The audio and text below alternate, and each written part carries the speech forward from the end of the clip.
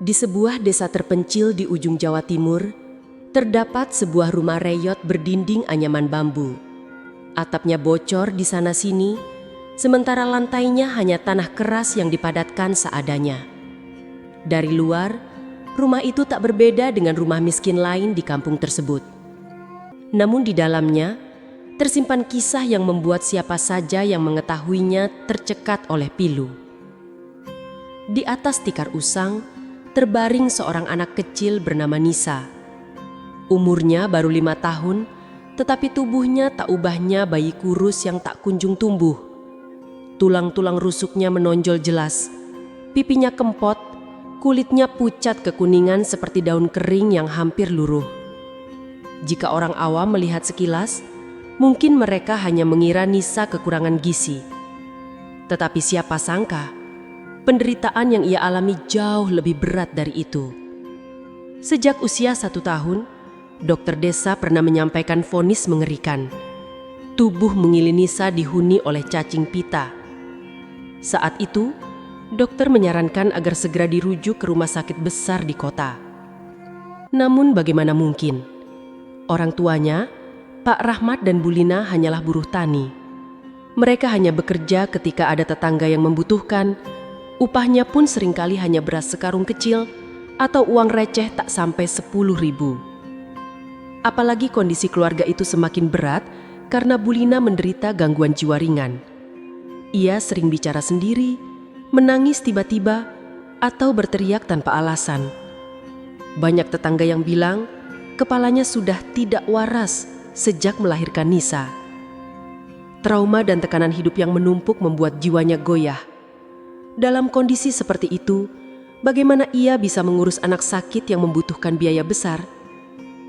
Pak Rahmat, suaminya, hanya bisa pasrah. Kalau rezeki ada, kita obatin, Lin. Kalau tidak, biarlah Tuhan yang jaga anak kita, katanya suatu malam sambil menatap Nisa yang sedang tidur. Namun waktu berjalan tanpa ada pertolongan. Tahun demi tahun berlalu, dan cacing di tubuh kecil itu semakin merajalela. Kini di usia 5 tahun, penderitaan Nisa tak bisa lagi disembunyikan. Tubuhnya semakin ringkih. Bahkan setiap kali ia buang air besar, terlihat jelas gumpalan cacing panjang yang ikut keluar. Kadang, cacing itu juga merayap dari hidung dan mulutnya. Pemandangan itu begitu menyiksa, membuat siapapun yang melihat bergidik ngeri. Namun lebih dari itu, membuat hati hancur berkeping-keping. Malam itu, Nisa terbangun dengan wajah pucat pasi.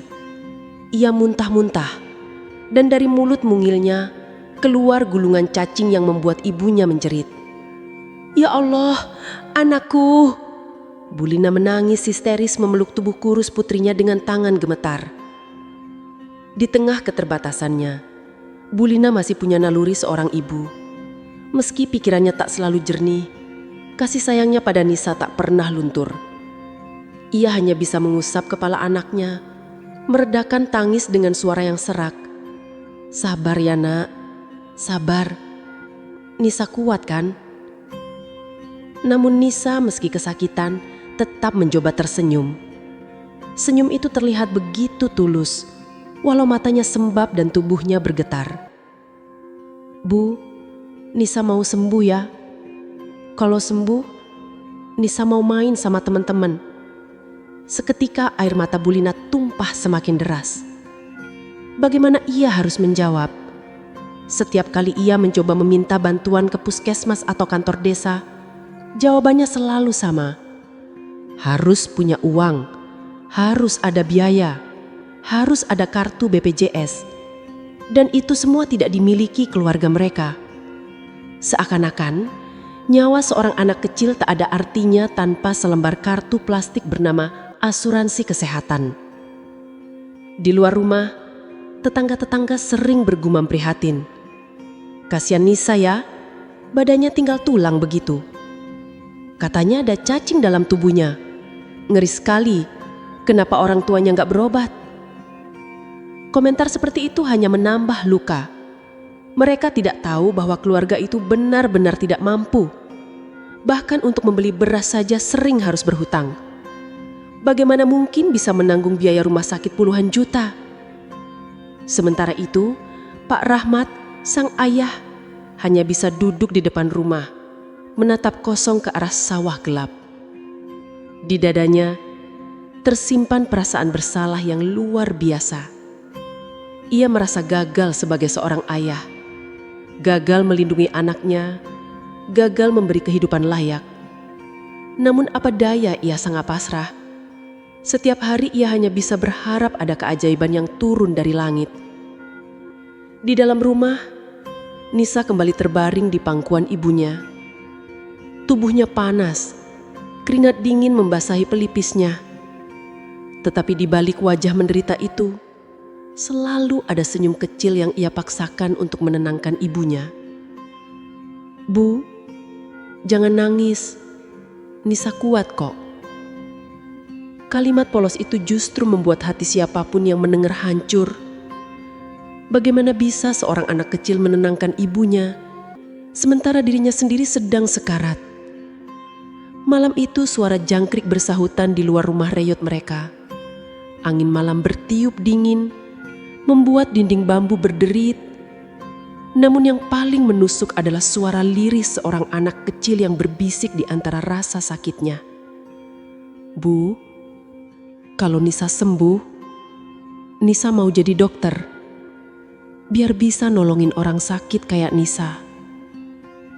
Dan Bu Lina hanya bisa memeluk tubuh kecil itu semakin erat, menangis dalam diam, berharap Tuhan masih mau mendengarkan doa seorang ibu miskin yang hampir putus asa. Pagi itu, matahari sudah meninggi. Dari dalam rumah reyot yang hampir roboh, terdengar suara tangisan kecil. Nisa kembali muntah. Kali ini lebih parah dari sebelumnya. Tubuhnya yang kurus kering terguncang dan dari mulut mungilnya keluar lagi gumpalan putih panjang yang menggeliat. Cacing itu jatuh ke lantai tanah, membuat ibunya, Bu Lina, menjerit panik. "Ya Allah, anakku, sampai kapan begini terus?" Tangisnya pecah, air matanya jatuh membasahi wajah pucat Nisa. Tetangga sebelah, Mbak Ririn, seorang ibu muda berusia 30-an, mendengar jeritan itu. Ia buru-buru berlari masuk tanpa mengetuk pintu. Pandangannya langsung terhenti pada tubuh kecil Nisa yang terkulai lemah. Dengan tangan gemetar, ia meraih ponselnya. "Bu Lina, maaf, saya harus rekam ini. Biar orang-orang lihat, biar ada yang peduli," katanya. Bu Lina tak lagi peduli. Ia hanya mengangguk sambil menangis, memeluk anaknya erat-erat. Mbak Ririn merekam keadaan Nisa. Tubuh ringkih, wajah pucat, cacing yang masih menggeliat di lantai, dan tangisan ibu yang putus asa. Video itu lalu ia unggah ke media sosial dengan kalimat sederhana namun mengguncang. "Ini Nisa, anak umur 5 tahun di desa kami. Badannya penuh cacing keluar dari mulut, hidung, dan kotorannya. Orang tuanya miskin, tak mampu berobat. Pemerintah tolonglah, jangan biarkan anak ini mati sia-sia." Tak butuh waktu lama, video itu viral. Ratusan ribu orang membagikan, ribuan komentar berdatangan. Ada yang menangis iba, ada yang marah, ada yang menuliskan doa. Namun di balik lautan simpati itu, kenyataan di lapangan tetaplah pahit. Keesokan harinya, Bu Lina dengan penuh harap membawa Nisa ke puskesmas kecamatan. Ia datang dengan pakaian sederhana, membawa tas kain usang berisi pakaian ganti anaknya. "Bu, tolong anak saya. Dia sakit parah, ada cacing di tubuhnya. Tolong rawat, Bu," katanya memohon pada petugas puskesmas. Namun petugas itu hanya melihat sekilas, lalu membuka buku catatan. "Ibu punya BPJS?" tanyanya datar. Bu Lina tergagap. "Enggak ada, Bu. Suami saya buruh tani. Kami enggak mampu buat BPJS. Bisa gak tolong dulu? Nanti kami usahakan bayar." Petugas itu menghela napas panjang. "Aturannya, kalau tidak punya BPJS, ya harus bayar pribadi. Untuk kondisi anak ibu harus dirujuk ke RSUD, biayanya besar sekali. Kalau tidak ada uang, kami tidak bisa membantu lebih jauh." Kata-kata itu seperti petir yang menyambar. Bu Lina menangis sambil mendekap anaknya. "Bu, tolonglah, dia anak kecil, kalau tidak ditolong bisa mati." Namun jawaban petugas tetap sama, dingin, tanpa ruang kompromi. Hari itu, Bu Lina dan Pak Rahmat mencoba mendatangi kantor desa untuk mendaftarkan BPJS. Mereka berharap dengan kondisi Nisa yang viral, ada percepatan. Tapi apa yang terjadi justru membuat mereka semakin hancur. Urusannya tidak bisa langsung, Pak. Harus ada KK, KTP, surat keterangan miskin dari RT RW, lalu dibawa ke kecamatan. Itu pun baru bisa aktif setelah 14 hari. Jelas petugas tanpa sedikit pun rasa empati. Pak Rahmat menunduk, suaranya bergetar. Pak, anak saya nggak punya waktu 14 hari. Dia sakit parah, setiap hari semakin lemah. Tolong, apa gak ada cara darurat? Petugas itu hanya menggeleng. Aturan tetap aturan. Kalau semua minta darurat, sistem jadi kacau. Mohon maaf, kami tidak bisa membantu. Air mata jatuh di pipi Pak Rahmat. Ia keluar dari kantor desa dengan langkah gontai, memeluk tubuh Nisa yang lemas di pelukannya. Dari bibir anak kecil itu keluar suara lirih.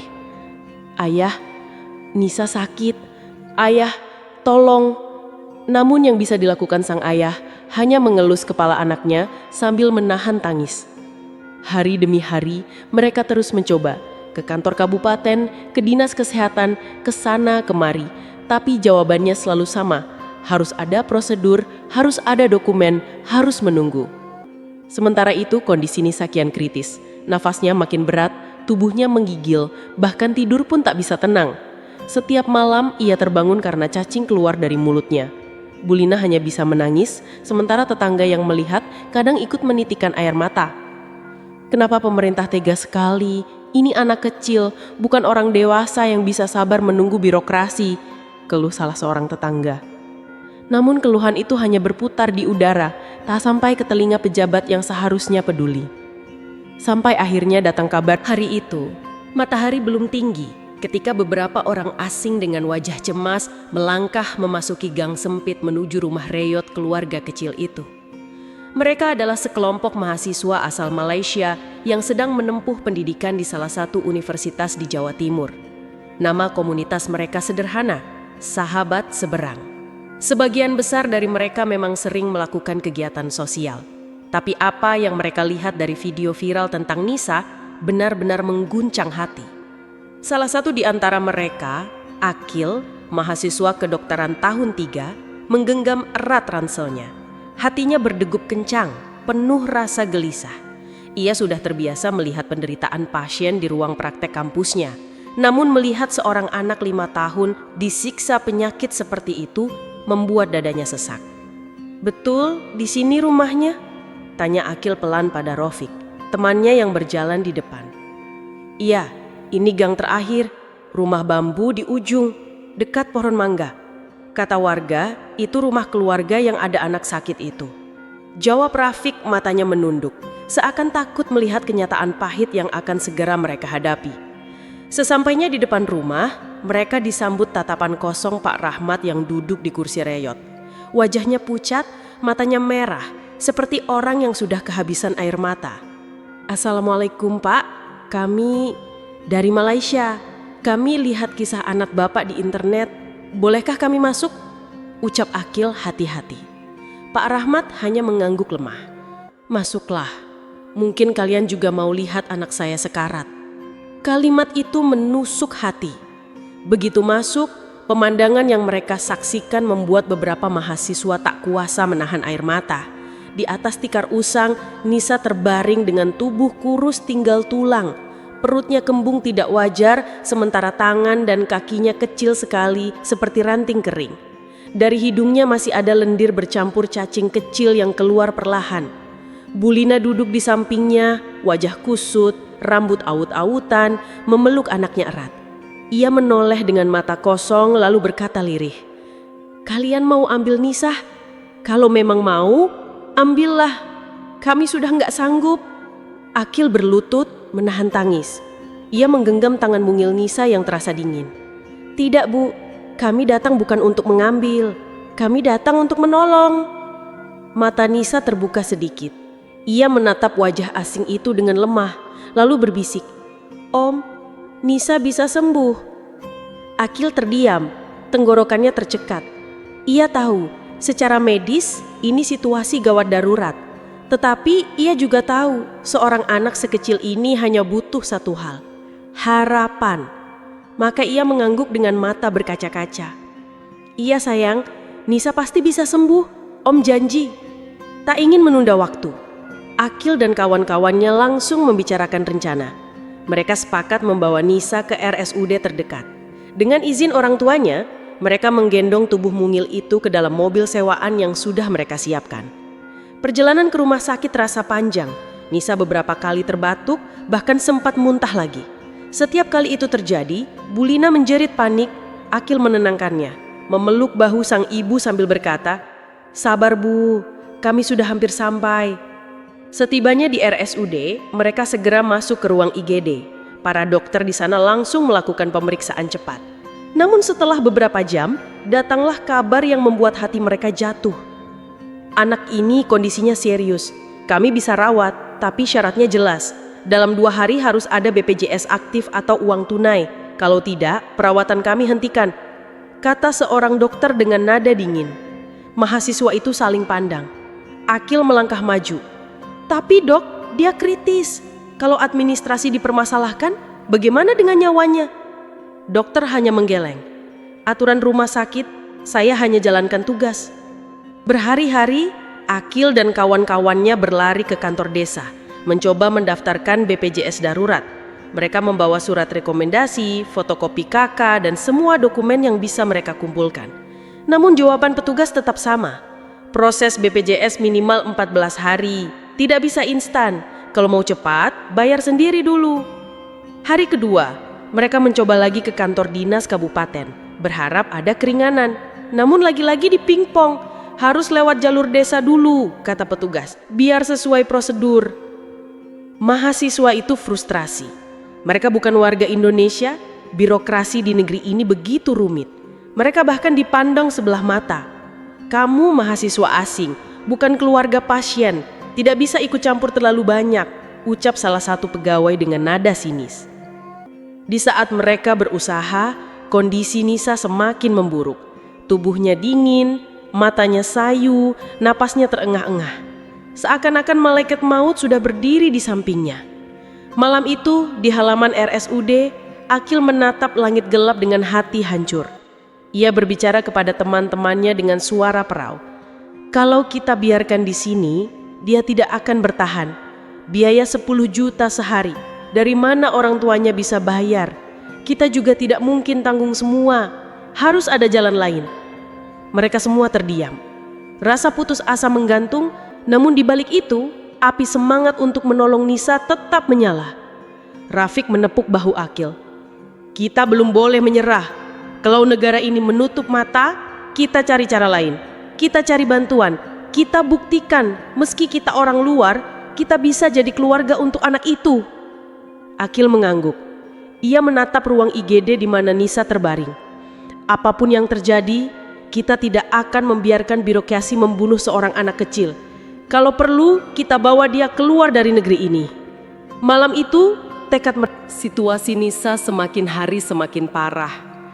Tubuh kecilnya yang dulu lincah, kini hanya tinggal kulit membalut tulang. Nafasnya pendek, wajahnya pucat, dan matanya sering terpejam lama seolah kehilangan tenaga untuk sekadar membuka.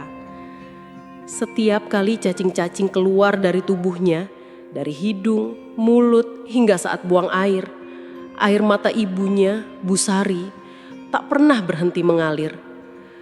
Ayahnya pun semakin linglung, terjebak dalam ketidakberdayaan. Melihat kondisi itu, Akil dan teman-temannya dari komunitas mahasiswa Malaysia yang kuliah di Indonesia merasa tidak bisa tinggal diam. Mereka sudah menemani keluarga kecil itu berhari-hari, mendampingi ke rumah sakit, bahkan mencoba mengurus BPJS yang pada akhirnya berbelit-belit dan memakan waktu terlalu lama.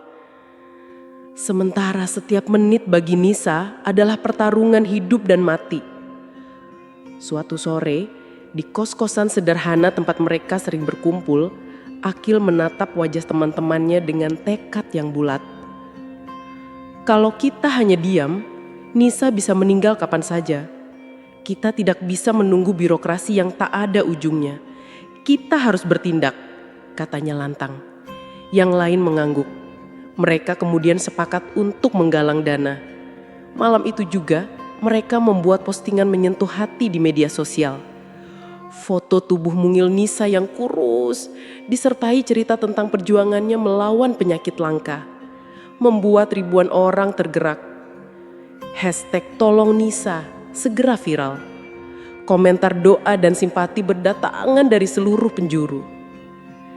Tidak hanya itu, Akil juga menghubungi jaringan mahasiswa asal Malaysia yang tersebar di berbagai kota di Indonesia. Kabar pun cepat sampai ke tanah seberang, ke Malaysia. Respon yang datang begitu luar biasa. Donasi mulai mengalir, bukan hanya dari mahasiswa, tapi juga dari masyarakat umum. Dalam hitungan hari, terkumpul dana puluhan juta rupiah. Tapi mereka sadar, biaya rawat inap di Indonesia sangat tinggi. Satu hari saja bisa menghabiskan belasan juta rupiah. Semua dana yang terkumpul bisa habis hanya dalam hitungan hari. Akil memandang tumpukan uang donasi di rekening dengan hati gelisah. Kalau kita pakai untuk biaya rumah sakit di sini, cepat atau lambat dana ini akan habis. Lalu bagaimana nasib Nisa? Saat itulah sebuah kabar datang membawa sinar harapan. Seorang profesor asal Malaysia yang membaca kisah Nisa di media sosial menghubungi Akil secara langsung. Suaranya tenang namun penuh ketegasan. Bawa anak itu ke Malaysia. Kami akan uruskan dokumennya. Rumah sakit kami bisa menangani, bahkan tanpa pembayaran di awal. Jangan sia-siakan waktu. Akil terdiam, matanya berkaca-kaca. Profesor, apa benar? Kami tidak tahu bagaimana caranya membawa mereka ke luar negeri. Banyak dokumen yang diperlukan. Sang profesor menjawab, jangan risau, kami akan bantu dari sini. Kalian siapkan keluarganya, pastikan Nisa bisa dibawa dengan aman. Kami yang akan urus administrasi begitu tiba di Malaysia. Yang penting, anak itu segera mendapat pertolongan. Kabar itu segera disampaikan kepada orang tua Nisa. Bu Sari terisak, menutup wajahnya dengan kedua tangannya. Benarkah ada yang mau menolong anakku tanpa meminta uang? Ya Allah, apakah ini mimpi? Ayah Nisa yang sering terlihat bingung dan linglung pun untuk pertama kalinya dalam beberapa hari terakhir menunjukkan sedikit cahaya di matanya. Ia menggenggam tangan Akil erat-erat. Nak, tolong bawa kami, tolong selamatkan Nisa. Aku sudah tak tahu harus apa. 6 hari penuh perjuangan mereka lewati. Mengurus dokumen perjalanan, paspor darurat, izin keluar, dan berbagai syarat lain yang menyita tenaga dan waktu. Beberapa kali mereka dipingpong dari satu kantor ke kantor lain. Bahkan ada yang menyuruh mereka menunggu berminggu-minggu. Tapi dengan kegigihan mahasiswa Malaysia itu, dibantu pula dengan tekanan publik lewat media sosial, semua proses akhirnya berhasil dipercepat. Hari ke-6, tibalah saat yang ditunggu. Pagi itu, keluarga kecil Nisa ditemani Akil dan beberapa mahasiswa lain berangkat menuju pelabuhan. Perjalanan menuju gerbang harapan itu penuh. Begitu kapal yang ditumpangi Nisa dan rombongan mahasiswa Malaysia merapat di dermaga negeri jiran, udara terasa berbeda. Ada semacam ketenangan yang menyelinap, seolah bumi Malaysia sendiri sudah menyiapkan pelukan untuk gadis kecil itu. Dari pelabuhan, mereka langsung dijemput oleh ambulans yang sebelumnya sudah disiapkan berkat koordinasi profesor dan komunitas mahasiswa di sana. Tanpa banyak tanya, tim medis segera mengangkat tubuh Nisa yang lemah ke dalam mobil. Sirine meraung memecah pagi Kuala Lumpur. Tak ada seorang pun petugas yang menahan dengan kalimat birokrasi. Tak ada formulir panjang. Tak ada pertanyaan soal biaya. Semua hanya berfokus pada satu hal, menyelamatkan nyawa seorang anak. Sesampainya di sebuah rumah sakit besar di Kuala Lumpur, pintu darurat terbuka lebar. Seorang dokter dengan jas putih segera menyambut. Wajahnya tegas, namun sorot matanya penuh empati. Ia menatap singkat ke arah Akil dan Ibunda Nisa. Yang penting kita selamatkan anak ini dulu. Kalimat itu sederhana, tapi bagai panah yang menembus hati Busari. Ia menunduk, menutupi wajah dengan kerudungnya yang lusuh, air matanya bercucuran. Ya Allah, terima kasih.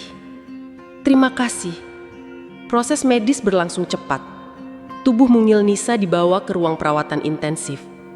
Tim dokter segera melakukan prosedur darurat, mengeluarkan cacing-cacing pita yang sudah merajalela dalam tubuhnya. Alat medis canggih bekerja. Selang-selang dipasang dan cairan infus menetes perlahan. Akil dan teman-temannya menunggu dengan dada sesak di ruang tunggu. Sesekali mereka saling menggenggam tangan, saling menguatkan. Waktu terasa berjalan sangat lambat. Setiap menit seperti jam. Beberapa jam kemudian, seorang perawat keluar membawa kabar bahwa tindakan darurat berhasil dilakukan. Kami sudah keluarkan sebagian besar parasit. Proses pemulihan tetap akan panjang, tapi kondisinya stabil. Ucapnya. Rasa lega seketika menyapu ruangan itu. Busari langsung sujud syukur di lantai rumah sakit. Tak peduli orang lain menatap. Ayah Nisa hanya bisa duduk diam, menatap kosong ke arah pintu ruang perawatan, namun matanya basah. Ada semacam kesadaran baru yang perlahan menembus pikirannya yang rapuh. Anaknya benar-benar diberi kesempatan kedua. Hari-hari pertama tetap penuh kecemasan. Nisa sempat demam tinggi, tubuhnya lemas, bahkan beberapa kali tak sadarkan diri. Setiap kali monitor detak jantung berbunyi keras, Busari meremas tangannya sendiri hingga memerah, takut kehilangan. Tapi para dokter selalu datang tepat waktu, memberikan penjelasan dengan sabar, menenangkan. "Jangan risau Puan," kata seorang dokter perempuan sambil menyentuh bahu Busari. "Kami di sini akan buat yang terbaik. Anak ini kuat, ibu pun harus kuat." Yang mengejutkan, bukan hanya Nisa yang mendapat perhatian. Pemerintah setempat juga memfasilitasi orang tuanya dengan tempat tinggal sementara di dekat rumah sakit. Sebuah kamar sederhana, tapi bersih dan nyaman. Disediakan khusus agar mereka bisa selalu dekat dengan putri mereka.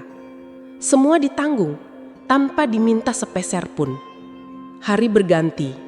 Setiap pagi, mahasiswa Malaysia yang dulu menolong membawa buah-buahan, susu, atau sekedar duduk menemani. Mereka menjadi keluarga baru bagi Nisa dan orang tuanya. Dukungan doa terus mengalir. Bahkan banyak warga Malaysia yang tak mengenal mereka datang menjenguk, memberikan semangat. Pada hari ke-7, kondisi Nisa mulai menunjukkan tanda-tanda membaik. Ia bisa membuka matanya lebih lama.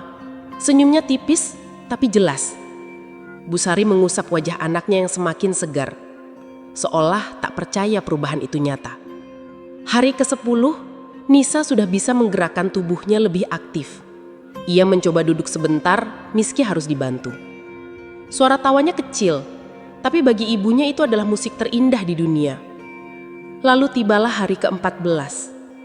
Pagi itu, cahaya matahari menembus hari demi hari berlalu, dan setiap harinya selalu ada kejutan kecil yang membuat hati Busari bergetar. Dari yang awalnya hanya bisa duduk dengan bantuan bantal, Nisa kini mulai belajar berdiri dengan kaki mungilnya yang lama rapuh. Setiap langkah kecil yang ia ambil, meski tertatih, selalu disambut sorak-sorai dan tepuk tangan kecil dari perawat serta mahasiswa Malaysia yang setiap hari bergantian datang menjenguk. 1 bulan perawatan yang penuh doa, tangis dan perjuangan akhirnya membuahkan hasil. Dokter yang menanganinya memanggil Busari dan Akil ke ruang konsultasi. Dengan senyum hangat, ia berkata, "Puan, anak ibu kini sudah terbebas dari cacing pita. Tubuhnya mulai pulih dan kami percaya dia bisa hidup normal kembali." Kata-kata itu bagai cahaya yang menembus kabut pekat. Busari menutup wajahnya dengan kedua tangan, lalu menangis terisak. Air mata yang keluar bukan lagi air mata putus asa, melainkan air mata syukur yang tak berkesudahan. Ketika kabar itu disampaikan kepada Nisa, gadis kecil itu hanya tersenyum malu-malu. Namun senyum itu berbeda dengan senyum sebelumnya. Ada binar kehidupan di matanya. Matanya tidak lagi kosong, melainkan penuh semangat seolah ia baru saja lahir kembali. Beberapa hari setelah dokter menyatakan ia sehat, Nisa mencoba berlari kecil di koridor rumah sakit. Tubuhnya yang kini berisi, pipinya yang mulai merona membuat siapapun yang melihat tak kuasa menahan haru. Para mahasiswa Malaysia yang selama ini berjuang mati-matian menggalang dana, menemani hari-hari sulit, kini berdiri di sepanjang lorong rumah sakit, bersorak dan bertepuk tangan sambil menahan air mata. "Nisa, hebat sekali kau!" teriak salah seorang mahasiswa sambil tersenyum lebar. Nisa tertawa kecil, lalu berhenti di ujung lorong, menoleh ke arah ibunya yang sejak tadi menatapnya sambil menangis bahagia.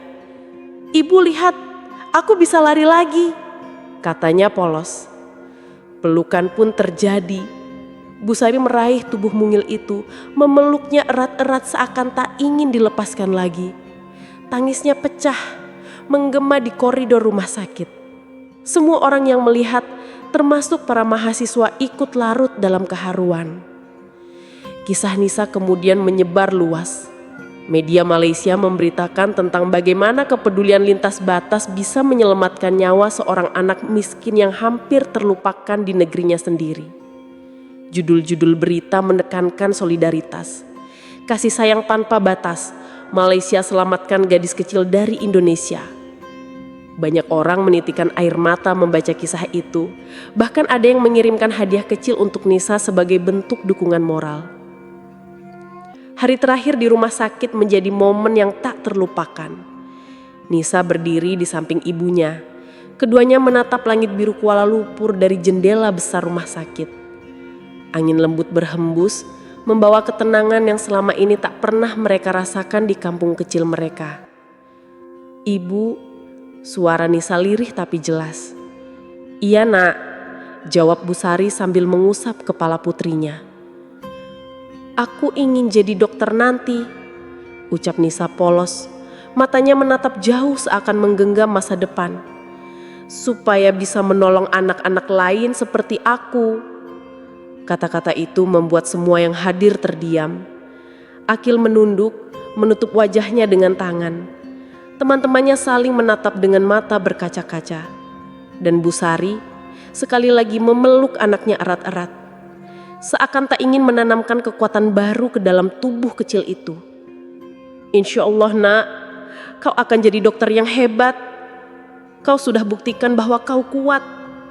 Tuhan memberimu hidup baru, bukan tanpa alasan," bisik Busari di telinga putrinya.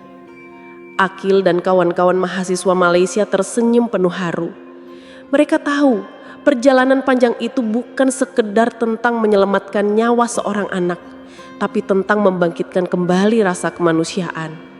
Tentang bagaimana tangan yang terulur dari negeri seberang bisa mengobati luka yang diabaikan negeri sendiri. Di hari terakhir mereka di rumah sakit, suasana begitu hangat. Dokter dan perawat melepas Nisa dengan senyum, memberi doa, bahkan ada yang menitipkan boneka kecil sebagai kenang-kenangan. Semua mengucapkan hal yang sama. "Jaga diri baik-baik ya Nisa. Kami menunggu kabar baik darimu." Nisa menggenggam boneka itu erat, lalu melambaikan tangan kecilnya. Wajahnya kini bukan lagi wajah anak sakit yang putus asa, melainkan wajah anak yang siap menjemput masa depan. Busari berdiri di samping putrinya, menatap langit biru Kuala Lumpur yang terasa begitu luas. Hatinya bergetar.